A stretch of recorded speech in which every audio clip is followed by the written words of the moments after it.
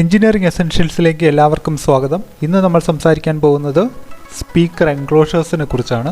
വളരെ ഫേമസ് ആയിട്ടുള്ള രണ്ട് എൻക്ലോഷേഴ്സ് ആണ്. ഒന്ന് സീൽഡും മറ്റൊന്ന് പോർട്ടഡും. നമ്മൾ ഇത്രയും നാളും കണ്ടിട്ടില്ലാത്ത കുറച്ച് എൻക്ലോഷേഴ്സ് നമുക്ക് ഇന്ന് പരിചയപ്പെടാം.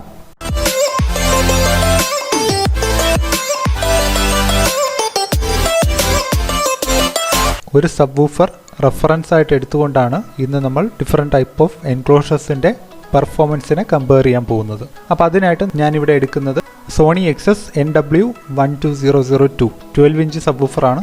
എൻക്ലോഷേഴ്സിനെ കുറിച്ച് സംസാരിക്കുമ്പോൾ ആദ്യം മനസ്സിലാക്കേണ്ടത് എൻക്ലോഷർ എന്തിനാണ്. പൊളാരിറ്റിയെക്കുറിച്ച് സംസാരിച്ച വീഡിയോയിൽ ഞാൻ പറഞ്ഞിരുന്നു, ഒരു സ്പീക്കറിൻ്റെ ഫ്രണ്ടിൽ നിന്ന് റേഡിയേറ്റ് ചെയ്യുന്ന പോസിറ്റീവ് സൗണ്ട് വേവ്സും പുറകിൽ നിന്ന് റേഡിയേറ്റ് ചെയ്യുന്ന നെഗറ്റീവ് സൗണ്ട് വേവ്സും തമ്മിൽ ഒരിക്കലും മിക്സ് ആവാൻ പാടില്ല. മിക്സ് ആയി കഴിഞ്ഞാൽ അവിടെ സൗണ്ട് ക്യാൻസലേഷൻ ഉണ്ടാവും. എൻക്ലോഷർ എന്ന് പറയുന്നത് ഈ രണ്ട് വേവ്സിനെ സെപ്പറേറ്റ് ചെയ്യാനുള്ള ഒരു ടെക്നിക്കാണ്.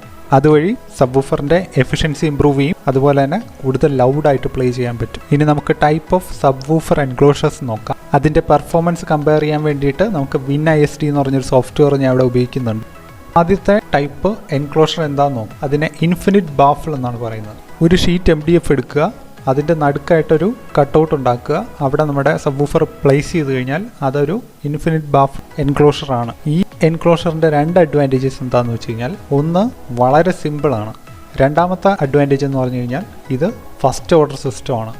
ഫസ്റ്റ് ഓർഡർ സിസ്റ്റത്തിൻ്റെ പ്രത്യേകത എന്താണെന്ന് വെച്ച് കഴിഞ്ഞാൽ ഇതിൻ്റെ ഫ്രീക്വൻസി റെസ്പോൺസ് ഫ്ലാറ്റ് ആയിരിക്കും. ഓഡിയോ ഫയൽസ് റെക്കമെൻഡ് ചെയ്യുന്നത് ഇത്തരം എൻക്ലോഷേഴ്സ് ആണ്. ഇതിൻ്റെ രണ്ട് പോരായ്മകളിലൊന്ന്, ഈ എൻക്ലോഷർ പ്രോപ്പറായിട്ട് പ്ലേസ് ചെയ്യാൻ ഒരു വലിയ റൂമിൻ്റെ ആവശ്യമുണ്ട്, അപ്പോൾ ഒത്തിരി സ്ഥലം എടുക്കും. രണ്ടാമത്തെ എന്താണെന്ന് വെച്ച് കഴിഞ്ഞാൽ ഇതിൻ്റെ ഫ്രീക്വൻസി റെസ്പോൺസിൽ നമുക്ക് ട്യൂൺ ചെയ്യാൻ പറ്റില്ല. ഡ്രൈവറിൻ്റെ നാച്ചുറൽ ഫ്രീക്വൻസി റെസ്പോൺസ് മാത്രമേ നമുക്ക് ഇതിൽ നിന്ന് കിട്ടുകയുള്ളൂ. ഇനി രണ്ടാമത്തെ ടൈപ്പ് ഓഫ് ബോക്സ് ആണ് സീൽഡ് ബോക്സ്. എയർ ടൈറ്റ് ആയിട്ടുള്ള ഒരു പെട്ടി, അതിനാണ് സീൽഡ് എൻക്ലോഷർ എന്ന് പറയുന്നത്. സബ്വൂഫർ സീൽഡ് എൻക്ലോഷറിലിരിക്കുമ്പോൾ സബ്വൂഫറിൻ്റെ മൂവ്മെൻറ്റിനെ റെസ്ട്രിക്റ്റ് ചെയ്യാനായിട്ട് സീൽഡ് ബോക്സിനകത്തുള്ള എയറിന് പറ്റും. അതുകൊണ്ട് തന്നെ സീൽഡ് ബോക്സിലിരിക്കുന്ന ഒരു സബ്വൂഫറിൻ്റെ ഫ്രീക്വൻസി റെസ്പോൺസ് നമുക്ക് ആവശ്യമുള്ള ഫ്രീക്വൻസിയിലേക്ക് ട്യൂൺ ചെയ്യാൻ പറ്റും. അത് ഒന്നാമത്തെ അഡ്വാൻറ്റേജ്. രണ്ടാമത്തെ അഡ്വാൻറ്റേജ്, ഇതിൻ്റെ ഔട്ട്പുട്ട് റീസണബിളി ഫ്ലാറ്റ് ആയിരിക്കും. ഇനി ഇതിൻ്റെ ഡിസഡ്വാൻറ്റേജ്, ഇത് ഇൻഎഫിഷ്യൻ്റ് ആണ്. ഫ്രണ്ടിലേക്ക് റേഡിയേറ്റ് ചെയ്യുന്ന പോസിറ്റീവ് സൗണ്ട് വേവ്സ് മാത്രമേ ബോക്സിൽ നിന്ന് പുറത്തു വരുന്നുള്ളൂ. ബാക്കിൽ നിന്ന് റേഡിയേറ്റ് ചെയ്യുന്ന നെഗറ്റീവ് സൗണ്ട് വേവ്സ് ബോക്സിനുള്ളിൽ തന്നെ കണ്ടെയ്ൻ ചെയ്ത് ഇല്ലാതാക്കി കളയുകയാണ് ചെയ്യുന്നത്. അങ്ങനെ ചെയ്യുന്നത് കൊണ്ട് എഫിഷ്യൻസി കുറവായിരിക്കും. നമുക്ക് ആവശ്യമുള്ള വോള്യൂം കിട്ടണമെന്നുണ്ടെങ്കിൽ കൂടുതൽ പവർ കൊടുക്കേണ്ടി വരും.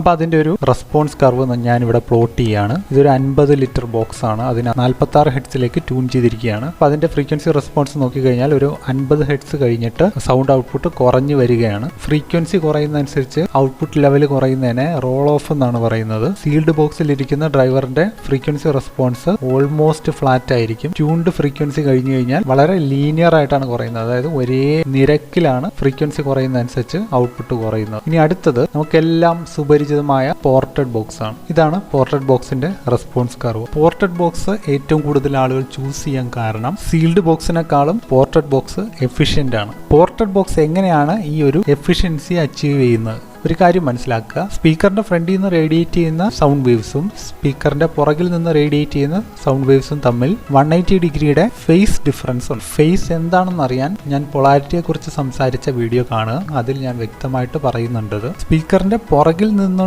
റേഡിയേറ്റ് ചെയ്യുന്ന 180 ഡിഗ്രി ഔട്ട് ഓഫ് ഫേസ് ആയിട്ടുള്ള സൗണ്ട് വേവ്സിനെ ഒരിക്കൽ കൂടെ 180 ഡിഗ്രി ഡിലേ ചെയ്യിച്ചു കഴിഞ്ഞാൽ അത് ഫ്രണ്ടിൽ നിന്ന് റേഡിയേറ്റ് ചെയ്യുന്ന പോസിറ്റീവ് സൗണ്ട് വേവ്സിന്റെ ഇക്വലന്റ് ആയിട്ട് മാറും. അതായത് നെഗറ്റീവിനെ ഒന്നുകൂടെ നെഗറ്റീവ് എടുത്തു കഴിഞ്ഞാൽ അത് പോസിറ്റീവായിട്ട് മാറും. പോർട്ടാണ് ഇവിടെ അതിനെ ഇൻവേർട്ട് ചെയ്യുന്നത്. സ്പീക്കറിന്റെ പുറകിൽ നിന്ന് ഓൾറെഡി ഇൻവേർട്ടഡ് ആയിട്ടുള്ള സൗണ്ട് വേവ്സിനെ പോർട്ടിൽ വെച്ചിട്ട് പിന്നെയും ഇൻവേർട്ട് ചെയ്യും. 2 തവണ ഇൻവേർട്ട് ചെയ്ത സൗണ്ട് വേവ് ഫ്രണ്ടിൽ നിന്ന് റേഡിയേറ്റ് ചെയ്യുന്ന പോസിറ്റീവ് സൗണ്ട് വേവ്സിന്റെ അതേ ഫേസിലായിരിക്കും. പക്ഷെ ഒരു കാര്യം ഇവിടെ മനസ്സിലാക്കുക, ഈ ഫേസ് ഷിഫ്റ്റ് ഉണ്ടാക്കാനായിട്ട് നമ്മളൊരു ടൈം ഡിലേ പോർട്ട് വഴി കൊടുക്കുന്നുണ്ട്. അതുകൊണ്ട് പോർട്ടഡ് ആയിട്ടുള്ള ബോക്സിന്റെ സൗണ്ട് ക്വാളിറ്റി ഒരിക്കലും സീൽഡ് ബോക്സിന്റെ അത്രയും ആക്യുറേറ്റ് ആയിരിക്കില്ല. ഞാനിവിടെ ആക്യുറസി എന്ന് പറയുന്നത് എന്താണോ നമ്മൾ ആ സ്പീക്കറിനോട് പ്ലേ ചെയ്യാൻ പറയുന്നത് ആ ഫ്രീക്വൻസി റീപ്രൊഡ്യൂസ് ചെയ്താൽ മാത്രമേ അതിനെ ഒരു ആക്യുറേറ്റ് സൗണ്ട് എന്ന് പറയാൻ പറ്റൂ, അല്ലെങ്കിൽ ക്വാളിറ്റി സൗണ്ട് എന്ന് പറയാൻ പറ്റുള്ളൂ. ആർട്ടിഫിഷ്യലായിട്ട് ഇൻട്രൊഡ്യൂസ് ചെയ്യുന്ന ഡിലേ കാരണം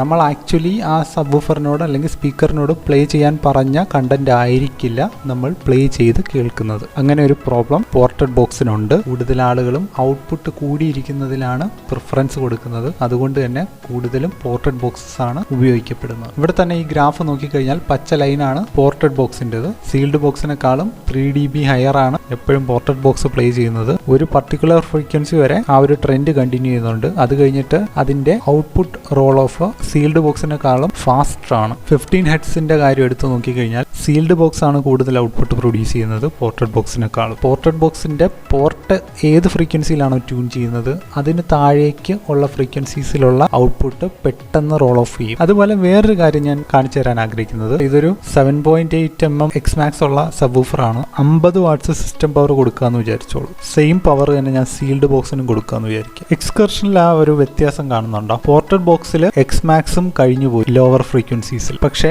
സീൽഡ് ബോക്സിൽ എക്സ്മാക്സ് റീച്ച് ചെയ്തിട്ടില്ല 50 വാട്ട്സ്. പോർട്ടഡ് ബോക്സിൽ ഇരിക്കുന്ന സബ്വൂഫറിന് സബ്സോണിക് ഫിൽറ്റർ എന്തായാലും ഉപയോഗിക്കുക. ആ സബ്സോണിക് ഫിൽറ്റർ ട്യൂൺ ചെയ്യേണ്ടത് പോർട്ട് ഫ്രീക്വൻസിയുടെ താഴെയാണ്. അതായത് ഇവിടെ ഞാൻ ബോക്സ് ട്യൂൺ ചെയ്തിരിക്കുന്നത് 30 ഹെർട്സിലാണ്. ഇതാണ് 30 ഹെർട്സ്. ആ ഫ്രീക്വൻസിയിൽ നല്ലപോലെ എക്സ്കർഷൻ കുറവാണ് ഈ സബ്വൂഫറിന്. ആ പോർട്ട് ഫ്രീക്വൻസി കഴിഞ്ഞ് താഴത്തേക്ക് വരുന്തോറും എക്സ്കർഷൻ വളരെ കൂടി പോകുന്നുണ്ട്. 20 ഹെർട്സിലൊക്കെ എക്സ്മാക്സ് എക്സീഡ് ചെയ്തു. ഒരിക്കലും സബ്വൂഫറിന്റെ എക്സ്മാക്സ് എക്സീഡ് ചെയ്യാൻ പാടില്ല. അങ്ങനെയാണെന്നുണ്ടെങ്കിൽ ആ സബ്വൂഫർ ഡാമേജ് ആവാൻ സാധ്യതയുണ്ട്. വീഡിയോ മിസ് ചെയ്യാതിരിക്കാനായിട്ട് ഈ ചാനൽ സബ്സ്ക്രൈബ് ചെയ്യുക. ഇതിന് താഴെയുള്ള ബെൽ നോട്ടിഫിക്കേഷൻസിൽ ഓൾ നോട്ടിഫിക്കേഷൻസ് എനേബിൾ ചെയ്യുക. എന്നാൽ മാത്രമേ ഫ്യൂച്ചറിൽ ഇനി അപ്ലോഡ് ചെയ്യുന്ന വീഡിയോസിന്റെ നോട്ടിഫിക്കേഷൻസ് നിങ്ങൾക്ക് കിട്ടുള്ളൂ. തിരിച്ചു വരാം. അപ്പോൾ എക്സ്മാക്സ് റീച്ച് ചെയ്യുന്ന ഒരു സിറ്റുവേഷൻ ഇവിടെ ഉണ്ട്. പോർട്ട് ട്യൂൺ ചെയ്തിരിക്കുന്ന ഫ്രീക്വൻസിക്ക് താഴെ എത്തുമ്പോൾ സ്പീക്കർ വല്ലാതെ കൺട്രോൾ ഇല്ലാതെ വൈബ്രേറ്റ് ചെയ്യുന്ന ഒരു സിറ്റുവേഷൻ ഇവിടെ ഉണ്ട്. അപ്പൊ അങ്ങനെയുള്ള ഡിസഡ്വാൻറ്റേജ് നമ്മുടെ പോർട്ടഡ് ബോക്സിൽ ഉണ്ട്. അത് നമ്മളാരും തിരിച്ചറിയുന്നില്ല.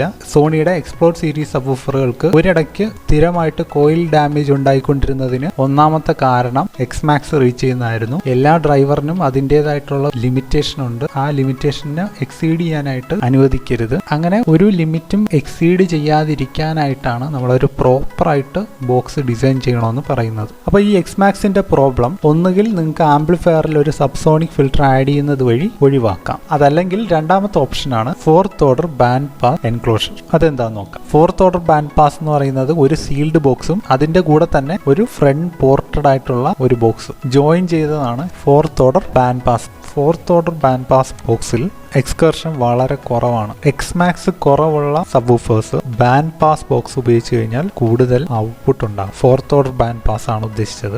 ഇവിടെ നമുക്ക് സബ്സോണിക് ഫിൽറ്ററിന്റെ ആവശ്യമില്ല. ഇതൊരു സീൽഡ് ബോക്സിന്റെയും പോർട്ടഡ് ബോക്സിന്റെയും കോമ്പിനേഷൻ ആയതുകൊണ്ട് തന്നെ അതിന്റെ കൺട്രോൾ അത് തന്നെയാണ് ചെയ്യുന്നത്. ഇനി 4th ഓർഡർ ബാൻഡ് പാസ് ബോക്സിന്റെ വേറൊരു പ്രത്യേകതയാണ് നമുക്ക് ആവശ്യമുള്ള ഫ്രീക്വൻസിയിലേക്ക് അതിനെ ട്യൂൺ ചെയ്യാൻ പറ്റും. ഇവിടെ നോക്കാം 60 ലിറ്ററിന്റെ ബോക്സ് ആണ് എടുത്തിരിക്കുന്നത്. അത് അത്യാവശ്യം വലുതാണ്. പക്ഷെ ഇവിടെ നോക്കാം പോർട്ടഡ് ബോക്സിനെക്കാളും കൂടുതൽ ഔട്ട്പുട്ട് ഈ 4th ഓർഡർ ബാൻഡ് പാസ് ബോക്സിന് പ്രൊഡ്യൂസ് ചെയ്യാൻ പറ്റും. എക്സ്കർഷൻ കുറവായിരുന്നിട്ട് കൂടെ കൊമേഴ്സ്യലി അവൈലബിൾ ആയിട്ടുള്ള ചെറിയ 2.1 5.1 സിസ്റ്റംസിൽ ഒരു പോർട്ട് മാത്രമേ പുറത്തുനിന്ന് ഉണ്ടാവുള്ളൂ. പക്ഷേ അത്യാവശ്യം നല്ല ബേസ് അത് ഉണ്ടാക്കുന്നുണ്ടാവും. അത് ഇത്തരം ഒരു 4th ഓർഡർ ബാൻഡ് പാസ് സിസ്റ്റമാണ് നോർമലി യൂസ് ചെയ്യുന്നത്. അതിൻ്റെ ഒരു പ്രോബ്ലം എന്താണെന്ന് വെച്ച് കഴിഞ്ഞാൽ വൈഡ് ബാൻഡ് വിഡ്ത്ത് ഇത് വെച്ചിട്ട് കവർ ചെയ്യാൻ പറ്റില്ല. അത് ഫിക്സ് ചെയ്യാനായിട്ടാണ് നമ്മൾ 6th ഓർഡർ ബാൻഡ് പാസിലേക്ക് പോകുന്നത്. ഈ റെഡ് കളറിലുള്ളതാണ് 4th ഓർഡർ ബാൻഡ് പാസ് സിസ്റ്റത്തിന്റെ റെസ്പോൺസ്. ഈ ബ്ലൂ കളറിൽ കാണുന്നതാണ് 6th ഓർഡർ ബാൻഡ് പാസ് ബോക്സിന്റെ റെസ്പോൺസ്. ഇതിനകത്ത് പ്രത്യേകം ശ്രദ്ധിക്കുക, ഇത് 2 പോർട്ടഡ് ബോക്സുകളെ ചേർത്ത് വെച്ചിരിക്കുന്ന ഒരു കൺസ്ട്രക്ഷൻ ആണ്. ഇതിനകത്ത് 2 ചേമ്പേഴ്സ് ഉണ്ട്, അതുപോലെ തന്നെ 2 പോർട്ട് ഉണ്ട്. അപ്പോൾ ഈ 2 പോർട്ടും നമുക്ക് ഇഷ്ടമുള്ള ഫ്രീക്വൻസിയിലേക്ക് ട്യൂൺ ചെയ്യാം. അങ്ങനെ ഞാൻ ഇവിടെ 2 പോർട്ടിനെയും 2 ഫ്രീക്വൻസിയിലേക്ക് ട്യൂൺ ചെയ്തിരിക്കുന്നതുകൊണ്ട് ഒരു വൈഡ് റേഞ്ച് ഓഫ് ഫ്രീക്വൻസീസ് ഈ ബോക്സ് വെച്ചിട്ട് നമുക്ക് കവർ ചെയ്യാം. 60 ലിറ്ററിന്റെ ബോക്സ് ആണ് ഉപയോഗിച്ചിരിക്കുന്നത്. 50 ഹെർട്സിലും 100 ഹെർട്സിലുമാണ് ഞാൻ ട്യൂൺ ചെയ്തിരിക്കുന്നത്. പക്ഷെ ഡ്രൈവറിന്റെ ആ ഒരു പാരാമീറ്റർ സ്പെസിഫിക്കേഷൻ കാരണം കുറച്ചൊരു ഹയർ സൈഡിലേക്കാണ് ഇത് ട്യൂൺ ആയിട്ടുള്ളത്. അപ്പോൾ ഇത് കുറെ കൂടെ ഫ്ലെക്സിബിൾ ആണ്. നമുക്ക് ആവശ്യമുള്ള 2 ഫ്രീക്വൻസി വരെ നമുക്ക് ഇതിനകത്ത് ട്യൂൺ ചെയ്യാം. 4th ഓർഡർ ബാൻഡ് പാസിൽ ഒരു ഫ്രീക്വൻസി മാത്രമേ ട്യൂൺ ചെയ്യാൻ പറ്റുള്ളായിരുന്നു. ഇതിന്റെ പുറകിലുള്ള ആ ഒരു എൻക്ലോഷർ പോർട്ടഡ് ആയതുകൊണ്ട് തന്നെ കോൺ എക്സ്കർഷന്റെ പ്രോബ്ലം ഇവിടെ പിന്നെയും തിരിച്ചു വരുന്നുണ്ട്. ഈ പച്ച കാണുന്നത് പോർട്ടഡ് ബോക്സിന്റെ കോൺ എക്സ്കർഷൻ ആണ്. അത് എക്സ്മാക്സ് ലിമിറ്റ് എക്സീഡ് ചെയ്യുന്നുണ്ട്. അതുപോലെ തന്നെ 6th ഓർഡർ ബാൻഡ് പാസിന്റെ കോൺ എക്സ്കർഷൻ ആണ് ഈ ബ്ലൂ കളറിൽ കാണുന്നത്. അതും എക്സ്മാക്സ് എക്സീഡ് ചെയ്യുന്നുണ്ട്. അതായത് പോർട്ട് ട്യൂണിങ്ങിന്റെ താഴത്തേക്ക് വരുന്തോറും കോണിന്റെ പുറത്തുള്ള കൺട്രോൾ ഇല്ല. അതുകൊണ്ട് തന്നെ 6th ഓർഡർ ബാൻഡ് പാസ് ഉപയോഗിക്കുമ്പോൾ അതിന്റെ കൂടെ സബ്സോണിക് ഫിൽറ്റർ ആഡ് ചെയ്യുക. ഈ ഒരു അവസ്ഥയിൽ ഞാനൊരു കാര്യം ഓർമ്മിപ്പിക്കാൻ ആഗ്രഹിക്കുന്നു. 400 വാട്ട്സ് RMS റേറ്റ് ചെയ്തിരിക്കുന്ന സബ്വൂഫർ ആണ്. 50 വാട്ട്സ് കൊടുക്കുമ്പോൾ തന്നെ മെക്കാനിക്കൽ എക്സ്കർഷൻ ലിമിറ്റ് റീച്ച് ചെയ്യുകയാണ്. അപ്പോൾ പിന്നെ എന്തിനാണ് ഈ 400 വാട്ട്സ് എന്ന് ചോദിക്കുക. എൻക്ലോഷറിൽ ഞാൻ 400 വാട്ട്സ് കൊടുക്കാമെന്ന് വിചാരിച്ചു.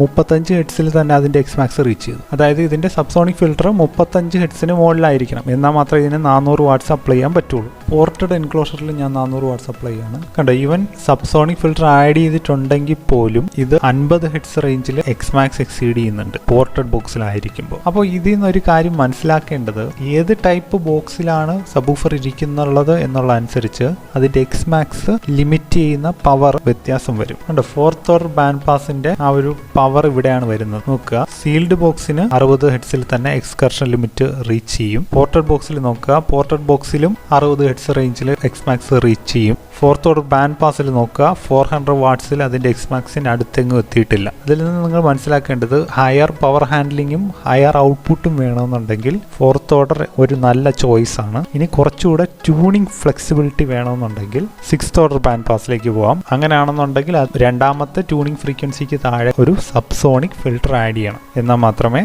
അതിന്റെ എക്സ്കർഷൻ ലിമിറ്റ് റീച്ച് ചെയ്യാതിരിക്കുകയുള്ളൂ. കൺസ്യൂമർ പ്രോഡക്ട്സിൽ കോമൺ ആയിട്ട് കണ്ടിട്ടുള്ള പാസീവ് റേഡിയേറ്റർ ആണ് ഈ മഞ്ഞ പോലത്തെ ഒരു കളറിൽ കാണിച്ചിരിക്കുന്നത്. പാസീവ് റേഡിയേറ്റർ എന്ന് പറയുന്നത് ഒരു സബ്വൂഫറിന്റെ കോൺ അസംബ്ലി മാത്രം, കോണും സ്പൈഡറും അതിന്റെ സറൗണ്ടും മാത്രം ഉൾപ്പെടുന്ന ഒരു ഫ്രെയിം, അതിന്റെ മോട്ടോർ അസംബ്ലി ഊരി മാറ്റിയിട്ടുണ്ടാവും. അങ്ങനെയുള്ള ഒരു കോൺ അസംബ്ലി മാത്രമായിട്ടുള്ള ഒരു ഭാഗത്തെയാണ് പാസീവ് റേഡിയേറ്റർ എന്ന് പറയുന്നത്. ഈ പാസീവ് റേഡിയേറ്റർ പോർട്ടിനുള്ള സബ്സ്റ്റിറ്റ്യൂട്ട് ആണ്. പോർട്ട് കാരണം ജീവജാലങ്ങൾ ഉള്ളിൽ കയറി കൂട് വയ്ക്കാനുള്ള സാധ്യതയുണ്ട്.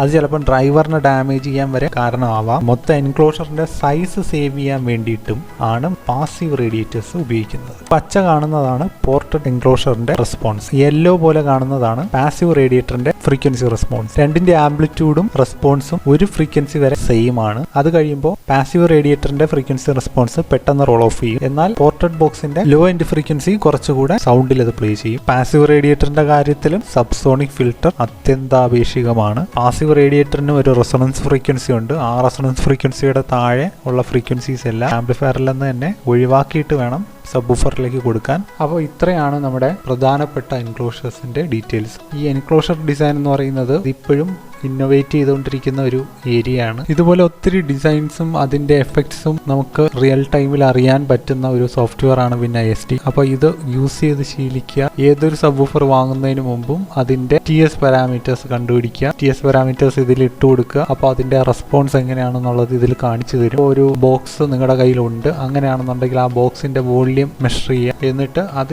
ഈ ഒരു സോഫ്റ്റ്വെയറിൽ ഇട്ട് കൊടുത്തു കഴിഞ്ഞാൽ നിങ്ങളൊരു പുതിയ ഡ്രൈവർ വാങ്ങുമ്പോൾ അതിന്റെ ആ ബോക്സിലുള്ള പെർഫോമൻസ് എങ്ങനെ ആയിരിക്കും എന്നുള്ളത് ഈ ഒരു സോഫ്റ്റ്വെയറിൽ നിങ്ങൾക്ക് കാണാൻ പറ്റും. നിങ്ങൾ ഏത് ഫ്രീക്വൻസിയാണ് പ്ലേ ചെയ്യാൻ ഉദ്ദേശിക്കുന്നത് അതനുസരിച്ച് നിങ്ങൾക്ക് നല്ലൊരു ഡ്രൈവർ സെലക്ട് ചെയ്യാൻ തന്നെ ഈ ഒരു സോഫ്റ്റ്വെയർ നിങ്ങളെ സഹായിക്കുന്നതായിരിക്കും. അടുത്തൊരു വീഡിയോയോടുകൂടെ സ്പീക്കറുകളെ കുറിച്ചുള്ള സീരീസ് അവസാനിക്കും. അതിനുശേഷം ആംപ്ലിഫയറുകളെ കുറിച്ചുള്ള സീരീസ് ആണ് സ്റ്റാർട്ട് ചെയ്യുന്നത്. അത് മിസ് ചെയ്യാതിരിക്കാനായിട്ട് നിങ്ങൾ ഈ ചാനൽ സബ്സ്ക്രൈബ് ചെയ്യുക. ചാനലിന്റെ താഴെയുള്ള ബെൽ നോട്ടിഫിക്കേഷൻസിൽ ഓൾ നോട്ടിഫിക്കേഷൻ സെലക്ട് ചെയ്യുക. വീഡിയോ ഇഷ്ടപ്പെട്ടെങ്കിൽ ലൈക്ക് ചെയ്യുക, മറ്റുള്ളവരിലേക്ക് ഷെയർ ചെയ്യുക. എല്ലാവരും അറിവുള്ളവരാകട്ടെ. നന്ദി, നമസ്കാരം.